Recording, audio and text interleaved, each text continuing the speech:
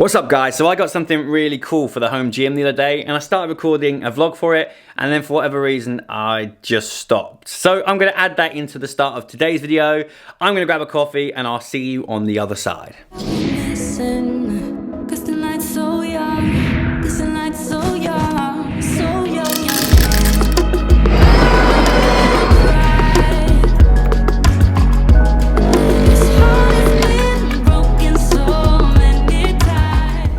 Cool, it's heavy. It's here. It's heavy.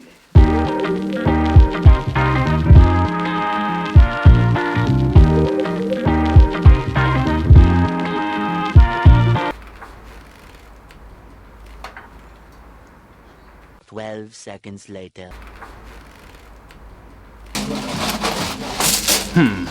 I need an extra pair of hands.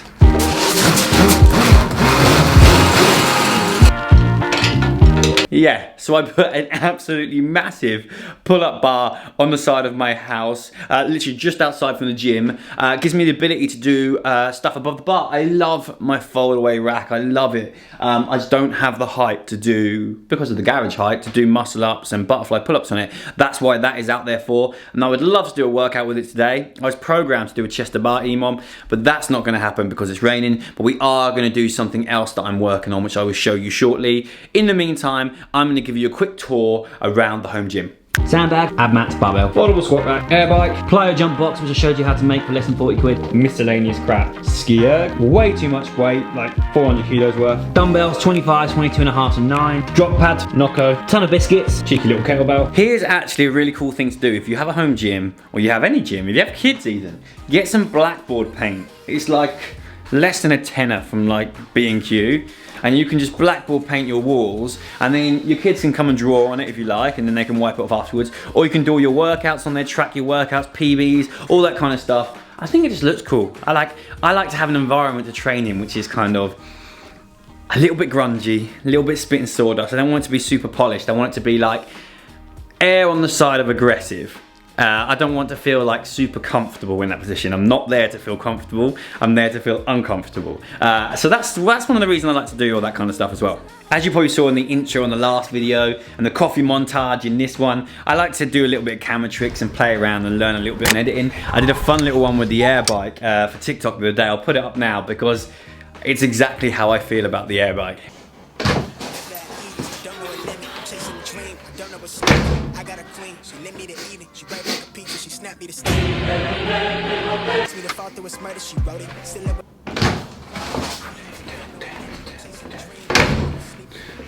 Oh my god, there's an air bike.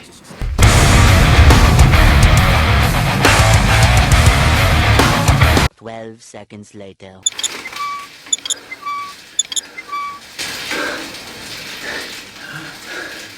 What? 1 calorie? If you feel the same way as me with the air bike, when you put all your soul into it, you get off and the calories are barely moved, just hit that like button, let me know I'm not alone. So like most people during isolation, my training motivation has been rubbish. It's just not been there at all. But one thing that I have kept is consistency. Consistency is the most important thing with your diet, with your training, anything. It doesn't have to be, every workout doesn't have to be a 9 out of 10 in effort, you don't have to redline, but just come in and do something. And I've trained most days. I've trained like probably the same amount of days that I would have before lockdown. I just haven't put the same intensity in it because I just don't have it in me at the moment. I don't have that capacity. I would love to be lifting heavy stuff. That's what I need to work on, but I have no motivation to do that. And I don't want to redline my cardio either. So I've just been coming in and just moving. But one thing that I have been giving time and effort to is handstand push-ups. It's something that Zach got found out on a few years ago in the Open, and since then he's been working on it. Leon and I have jumped on the bandwagon, and we do X amount of handstand push-ups, strict handstand push-ups, every minute on the minute for 10 minutes. I think Leon's worked up to about 7 or 8, I've worked up to about 6 or 7, and Zach is doing 10, I believe, every minute on the minute. I've now wanted to progress that a little bit into something slightly different, for a slightly different stimulus. I'm now doing deficit handstand push-ups. So last week was the first time I tried it, and I managed to get 5 reps every minute on the minute for 5 minutes. Now I would love to get 5 reps every minute for 10 minutes. That would be my ideal goal, but we're not there yet. But today is attempt number 2. Let's see if we can get any further. I just said 5 every minute. I meant 3 every minute on the minute. I would love it if I was doing 5 deficit handstand push-ups. That would be amazing. But with 3. Let's not get ahead of ourselves just yet.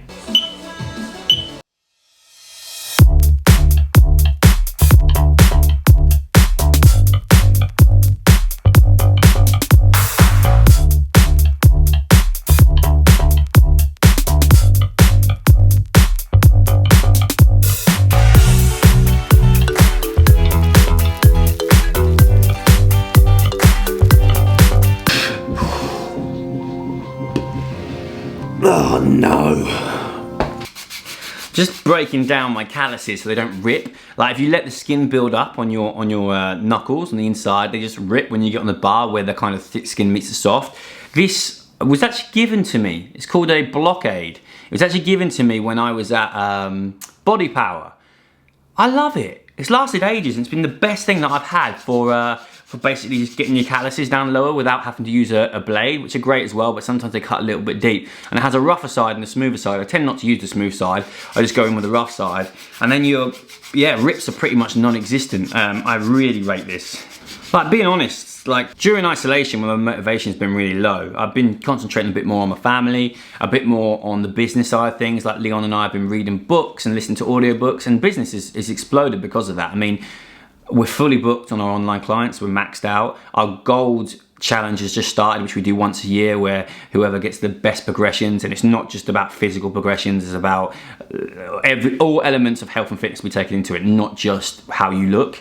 The person that we think has progressed the most will get a free trip out, all expenses paid to our retreat, or we'll put them in a home gym, which is a wicked thing to do, and that's full as well, and that's a really nice thing to be able to give something back. And we wouldn't normally do, the challenge with that is to do a 6-week challenge, which isn't your typical 6-week challenge. I don't want to just give someone a diet plan. So here you are, do this for 6 weeks, and at the end of it, they haven't learned anything. They've just followed a bit of paper. My job is to spend time with these people, which will become my friends undoubtedly. That's often the way it happens, although you try not to blur the lines. And you want to build a rapport with that person. You want to coach them so that when they finish with you, they are competent and they are comfortable. That's the goal of my training. I don't want to be coaching people forever. And that's nothing against that person. It's just, I want that person to go, do you know what, John? I'm really happy with what we've done together. I now feel confident to go off and do it by myself. And I have the tools that I need. And if I do fall a little bit off the wayside, I know exactly what I have to do. And that's natural in life, especially as the seasons change, our weight and our performance, everything ebbs and flows.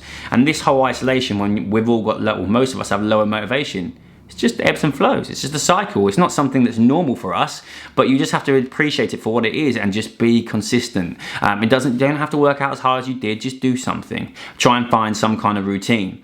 And we actually did a podcast the other day, after a conversation we were having with our mates on WhatsApp. Basically an Eastern European Olympic lifter had put, I'll do my cycle for 6 weeks for an Olympic lift, and he got that Eastern European athlete got banned for drugs. So everyone's like, oh yeah, I'll do his cycle, laugh, laugh, laugh. And we were talking about laughing, and it's like, oh yeah, just do his cycle and put an extra X amount of weight on your back squat.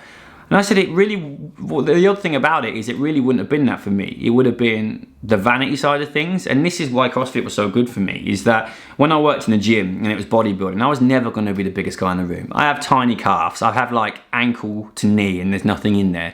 And that used to be a massive Achilles heel, excuse the pun for me, but it was a real insecurity of mine because everything that I was doing in the gym was based on the way you look, and I was on like the brink. I mean, I looked up steroids and everything. I never did them, thank you, obviously, but I'm glad I didn't do them because it was all from a vanity. Because even now, Matt was like, "Oh, we wouldn't do it and think about the performance." I was like, "No, it would simply be for the aesthetic side of things," which is why I'm glad I didn't do it. Because I said, you got to understand it from my point of view. He said, you're a strong lad and you're big, so you just want strength because that helps your performance. For me, I had an insecurity attached to it. It wasn't like, oh, I could do with being a bit stronger. It was like, it's something that makes me unhappy. And it wasn't until I got out of that gym environment and kind of found the CrossFit side of stuff where it's more performance based, that unbeknown to me until like a year or so into it, all that had been lifted. Sure, I still want to look good, and that's always going to be the same. There's always a certain amount of vanity in it, but I'm not impeded. I'm not scared about wearing shorts anymore. I wouldn't wear shorts because of my calves. Like this is what I felt like. And this isn't a reflection on bodybuilding or the gym, it's just a reflection on me as a person when I was in that environment. And that's one of the reasons I think that it's been great for me. And you guys know me, I'm not gonna be super hardline CrossFit and say preach it and say you've got to do that or nothing. It's something that I do, I really enjoy, and that's one of the main reasons for it. I love the variety. Everyone has their day. You can excel at one thing and be bad at another, and it doesn't matter. It's just you against you, unless you start doing competitions and it's you against everyone. But I mean, yeah, I thought I'd just throw that in there because hopefully it resonates with a lot of people. And the point I want to make is because I've been contacted by people in the past and recently who are struggling a little bit, and they're valuing themselves on their appearance, and you just can't do that. It doesn't matter if you're overweight. It doesn't matter if you're super skinny. It doesn't matter if you're, in most people's eyes, have a great body, but you don't see it yourself. You are more than the sum of your parts. And it's not me trying to be all preachy and all that kind of shit. It's just the truth. And you have phases in your life, and you'll often look back on the situation you're in now and think, oh yeah, that I'm in such a different place now. I just didn't see it then. But to get out of that place, you have to progress, and by that mean you have to take active steps into changing your life. You can, hello speaker, you can absolutely change your body. There's no two ways about that, and you can absolutely change your mindset and the way you see your body. But it takes time, but it can be done, and it's just about taking positive steps. The first thing might be creating a new habit. It might be just drinking more water. And to someone that seems like such an innocuous thing. But when you start drinking more water and that becomes easy, you might look to the next thing. And before you know it, a year down the line, you've done 100 things that you didn't do before. And each one of them made you 1% better. You're 100% better than you were before in terms of reaching your goal or what seems like a happy place for you. But just understand that it doesn't matter if you never lose weight or you never gain muscle. That doesn't dictate your value. But there certainly are ways to get there. Anyway.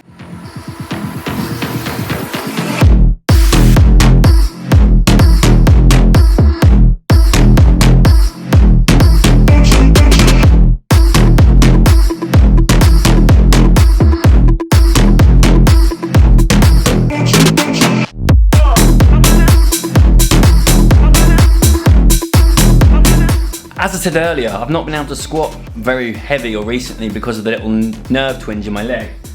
Brought my feet close together and I've been pain-free. I'm now at 140, 151 or 2 is my max back squat. I've done 150 for 2. I think I've done 140 like once this year. So if I hit 140 and I'm pain-free, it looks like it's going to be how I'm squatting from now on. It's a little unnerving, like, because it's a much narrower stance. It's literally underneath my hips. Really have to kind of initiate the lift by unlocking the knees a lot more rather than sending the hips back. A bit more like a front squat. So it feels a bit different, almost a bit like, oh, am I going to be able to do this? And then it's kind of seemed alright so far, so let's put the tunes on, let's keep going.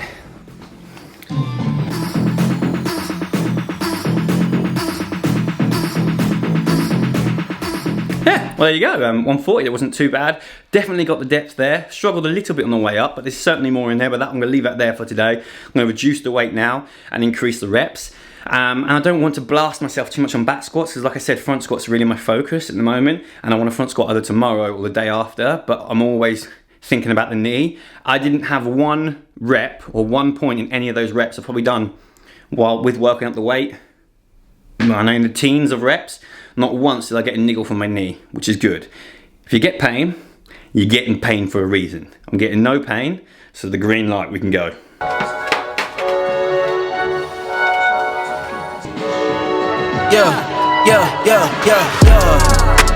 Coming in, flex, I just wanna win, LA BB who we running with, 2, 2, 3, 3, I'm on 10 again, state your name, been dope on flame, I just switched the lanes, damn he did it again, I just flipped the pain, stripping and dipping in bass, slab on everything.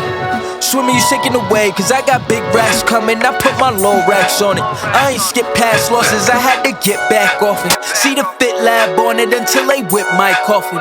Money clip, I tossed it, I heard it's big bags on big bags on big bags coming, coming in.